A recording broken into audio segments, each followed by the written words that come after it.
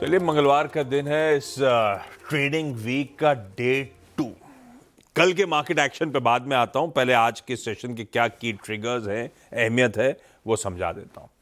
भाई, कल किसी भी पार्टी से पूछते, खास तौर पे जो हार रहे थे, सबका इंतजार था, बोले सनसेट का इंतजार कर रहे हैं, सब फाइनल टैली आ जाए उसके बाद रिएक्ट करेंगे। वो फाइनल टैली अभी प्रेजेंट भी करूंगा आपके सामने। दूसरा, अपडेट्स अवेटेड थे, ट्रम्प साहब का वो प्रोजेक्ट फ्रीडम कितना इफेक्टिव रहा।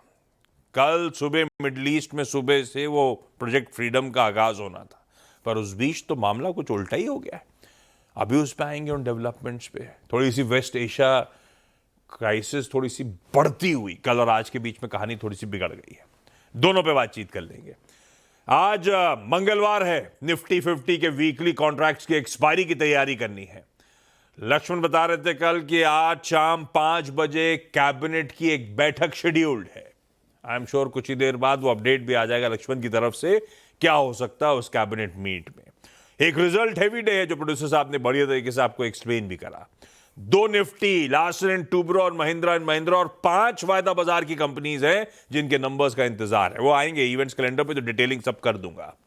लाइए जरा मार्केट स्क्रीन पे। कल हफ्ते की शुरुआत जो हुई थी, डिसेंट नोट पे हुई थी। मैं कहता 1/4% उछाल के साथ हमने कामकाज की शुरुआत करी थी, 60-70 पॉइंट ऊपर।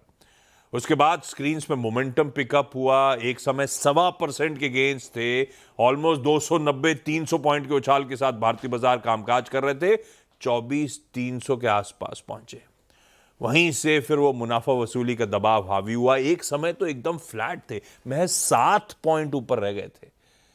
हाँ, लकीली जाते जाते कुछ रिकवरी का ट्रेड प्ले आउट हुआ और फाइनली 0.5% के उछाल के साथ हमने कल सोमवार के सेशन की समाप्ति करी।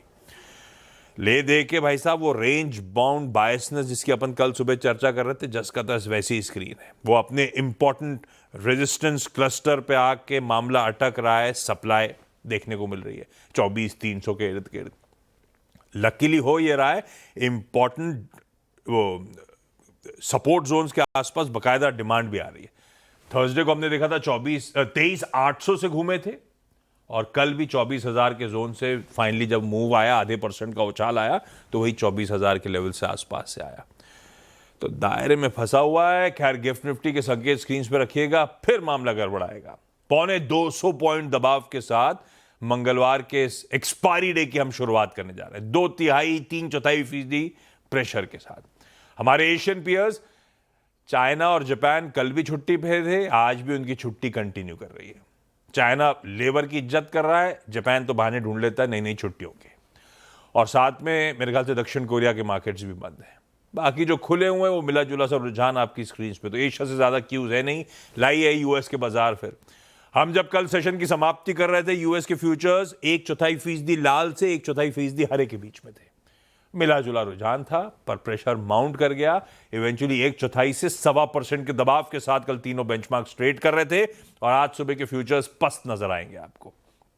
तो तब और अब पहली प्लेट हैंडओवर जो लेके गए थे, उससे दबाव के साथ तीनों बेंचमार्क स्क्रीन पर है। पर इन दबाव से ज्यादा वो जो मामला गड़बड़ा रहा है, कच्चा तेल लेकर आइएगा। ब्रेंट के भाव कल धीरे धीरे इंचअप होने शुरू हो गए थे। कल क्या था, 106-107 पे थे, जाते जाते 109 छोड़ के गए थे हम लोग 3:30 बजे। वो 109 वाला 114 पे आके वापस खड़ा हुआ है।